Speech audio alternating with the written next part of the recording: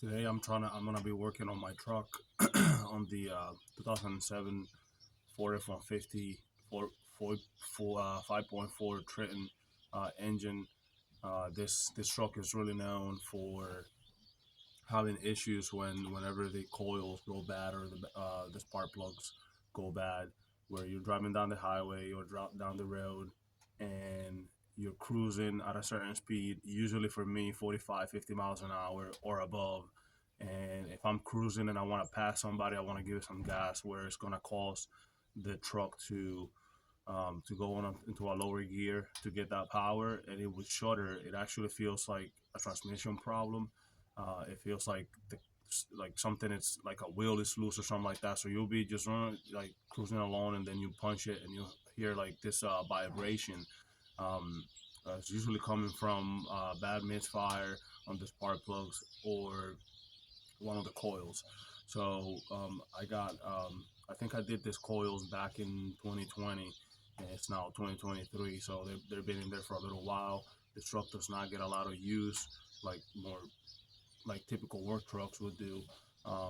So I leave some of the stuff a little longer than as far as time goes, but I try to keep it up with the mileage for replacement. So I got 8 new Motorcraft spark plugs from Amazon, and I got some, I would say, medium quality coils. The coils for these, they're very expensive. I think the one from Motorcrafts are like $400 for 8 of them, or 300 and change. And the axles are close to, I think, like $30 to $40 each. So that's a lot of money. I'm gonna be trying out this once today. I read some good reviews from it, so I'll put the link in the description. So here's the tools that you're gonna need to get this job done. I let the car run or the truck run for five minutes or so. I want it to get warm, but I don't want it super hot. And what you're gonna need to get the job done as far as tools is gonna be the following. So you need, I like to use a, pardon for the unexpected shaking there. So I like to use my impact wrench to get the spark plugs out once they're loose, just to go a little quicker. I be hesitant or of hitting the spark plug with this right away, because they tend to break in the spark plug hole. So I go by hand. So that's one option. So you need a 1/4 inch impact wrench. The socket that I got for this car specifically, I got it from it's a 9/16, and I just bought it for this truck specifically because my regular one from my toolbox does not fit. I think the grommet inside there that catches the spark plug is too shallow on my other on my regular spark plug socket. You're gonna need some extensions, a 1/8 driver, and in order to get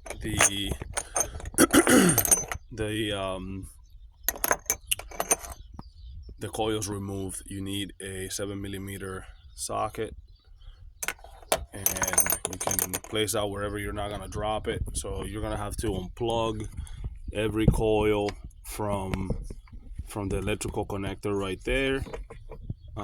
You pull that out. There's 4 on each side, 1, 2, 3, 4. The one on the driver's side is easier to get to. The one on the passenger side, you're gonna have, the easiest way to do it is removing this this box here, the computer. So in order to do that, you pull these tabs back like this, and of course the dirt and stuff gets them a little hard to get sometimes. You pull that back, remove the harness, make sure you can only put them one way, they go in order. You pull that back, and then there's a 10mm here, 10mm there, and a 10mm there. Remove that. There's a bracket with 2 to 3 more 10mm screws. Remove that, put it to the side. That gives you access to the number, I think that's the number 1 cylinder all the way in the back. So you're just gonna have to wiggle your way around through the wires in there.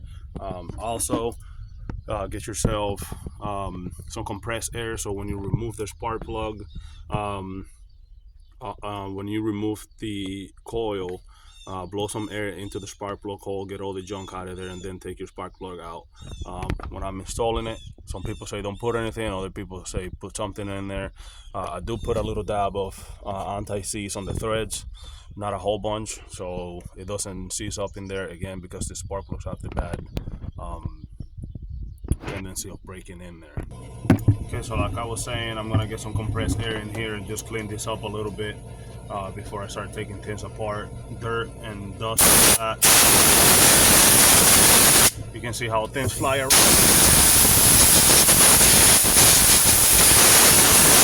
You don't want anything getting in the spark plug holes, so this helps a lot.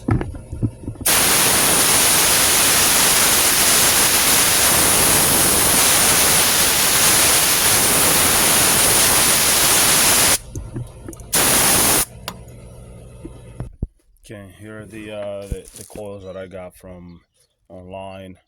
Hopefully they work. I know sometimes this truck is finicky with what you put in it as far as electrical components, motorcraft, spark plugs, as I said. So again, we're gonna go ahead and disconnect the connector here for this particular cylinder here. The previous owner had something going on here, so they had to put a zip tie. So this is necessarily not exactly how it goes, because they broke the clip.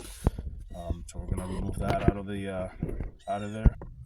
So be mindful when you're working on this stuff, that you keep everything where you can get to. Be careful not to drop stuff in there, because there's not a lot of space. So usually when I'm working with little parts like this, I come up and put them up here somewhere where I can get to it. I know it's not gonna fall anywhere, or right here, top of the wind, beside the windshield. So again, remove your screw out of there, and then I'm gonna go and fish.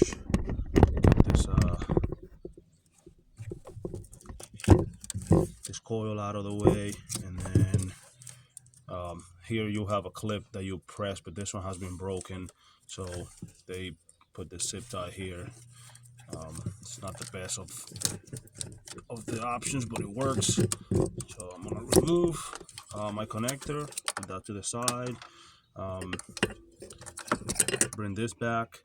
I did see it's always a good idea to put some dielectric grease on here to make sure this goes in the slides into the spark plug with no problems. So I'll put some of that at the end when I'm replacing them and putting them back in. So you're going to repeat this process for all 4 sides. I am going to go ahead and get this side done and then move over to the other side and do that. So now that I got this out, I'm going to blow some air again, just to make sure that the junk is out of there.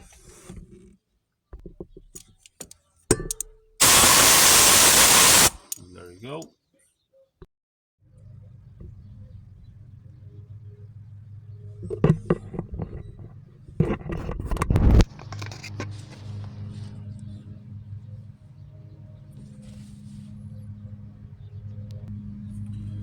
Okay, so due to the tendency that these spark plugs are famous for breaking inside of the spark plug hole, there's different methods. I've heard of people how they get them out.